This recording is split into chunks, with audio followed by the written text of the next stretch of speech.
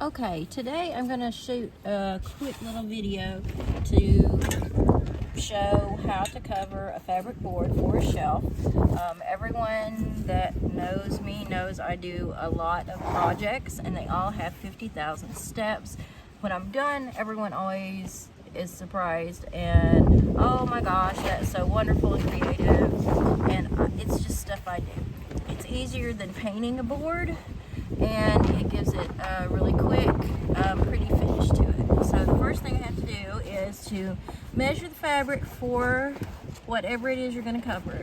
In this case, it's a board for a shelf to go in an old gun cabinet I'm converting into a tool cabinet for my she shed. First thing I always do is take one side and glue it up and fold it over so that I will have a nice finished edge to lap over at the end. This particular piece I have had to piece together with the seam I placed in roughly in the center of the board, because I'm using the leftovers from where I made the liners for the walls of the inside of the cabinet. I like to do that when I'm redoing cabinets, because if I get tired of the inside, it's easier to pull out paper liners that are covered than it is to refinish the whole of the cabinet. Okay, so I have that one edge covered. The next thing I do is I'm going to go ahead all the way around the outside perimeter, just because it happens that way, that I'm going to need it at some point. You can tell that I'm outside and it's kind of windy. It's working a little bit easier to breathe, considering I'm painting and sanding in different areas of the property right now. I just wanted to take a couple minutes to do this so I could post something up. I haven't posted anything in a while. Alright, so after I get all the edges done, what I want to do, make sure that I kind of have eyeballed the center of the board here, and I'm gonna glue up this whole side. Now the glue that I'm using is a 3-part mixture. It's 1 part White Elmer's glue, 1 part Titebond wood glue, and 1 part water. I find that this works much better for me than standard decoupage. And if you don't, sometimes because of the wood glue, it will turn the fabric a little bit yellow. If you don't like that, you can just use more white glue and a little bit less water. Alright, so here's the center of the fabric in the center of the board. What I like to do is to have the lap a little bit off center. So I'm going to scoot it over this way and press that down. And what we do here in a minute, we're just going to give it a little tug both directions, and that will pull any of the bubbles and creases out of the other side. Now we want to glue all up this side of the board. Make sure you get your edges. Obviously you don't have to be neat, and it doesn't take a terrible lot of time if you're just doing 1 or 2 things. I chose in my shed not to insulate the walls, but to put in hundreds of little tiny shelves going from stud to stud to store all of my mini craft supplies. So I had to come up with something that would be creative and attractive and not take all day and all night every day to get that project finished. Alright, then what I do is I fold over the end, and because of the depth of the board, it won't lay completely flat, so I make it take a little tuck right here. That gives me a little bit of an angle right here, and I come down here and I do the same thing on this side.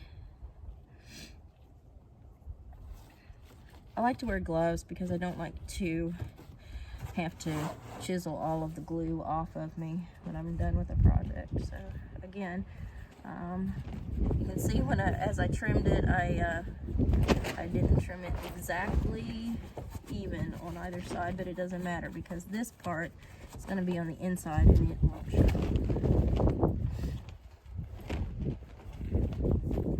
Fold that, tuck that, and then we just pull this extra little fabric there and we tuck it onto the side of the board. All right, then anytime you're gonna glue over where you just placed fabric, you need to add a little more glue. And I just like to do the whole thing as I go along. Now we take the raw side edge and we're gonna fold it up. And I try to pull it taut as I go to, again, avoid having so many bubbles and things. Now, if you have it hanging over on the end like this and you're concerned about that, you can come in here, add you a little bit more glue, and take a little tiny tuck right there so that your ragged edge doesn't show. But that's one of the reasons that I have a nice fold over finish on the other side, is to cover up all the raw edges here. Again, I'm going to fold this lap over and it's going to attach to this piece of fabric. So again, I want to add a little more glue here. It's either add glue to here that's stable or add glue to this that you have to move, and it's just easier to do it this way. Then just pull it this way. Try to kind of line your seam up. Again, pull it taut as you go. Smooth it down because it's all pretty much soaked with glue. It's gonna stick pretty well. And then again, fabric, glue. It's not rocket science, but it is an interesting way to finish up a nice little shelf.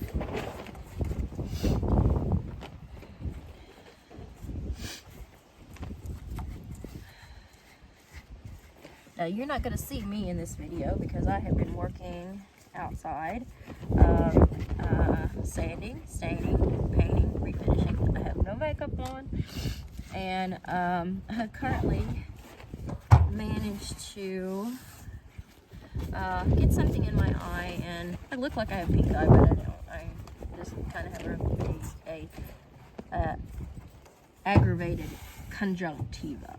All right, so there you go. And that's what you end up with. This is one I did 10 or 15 minutes ago, and it's nowhere near dry. It takes about 24 hours with this much glue. It takes about 24 hours for it to adhere really, really well.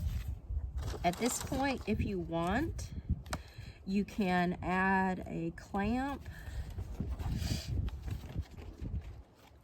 over where you have the most layers of fabric to make sure that that's going to adhere and be nice and flat.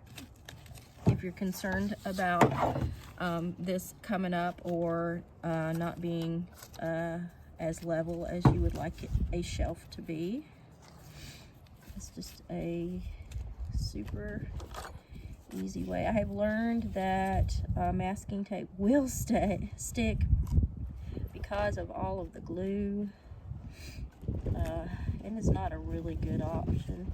And these guys, I'll let them sit several hours, and then I'll come and I'll separate them off.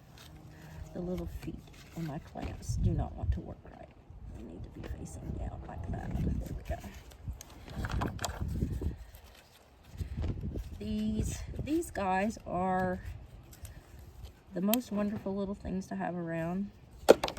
You don't leave them out in the yard to get UV damage. They were 99 cents for I think half a dozen at Harbor Freight. They're great for holding jewelry pieces together or tiny little clamps or anything small. If you wanted to, you could put another clamp down the long seam, but I have learned that it's not necessary. So, you The old saying, if it ain't broke, don't fix it. And if you don't have to do it to get a job done right, don't.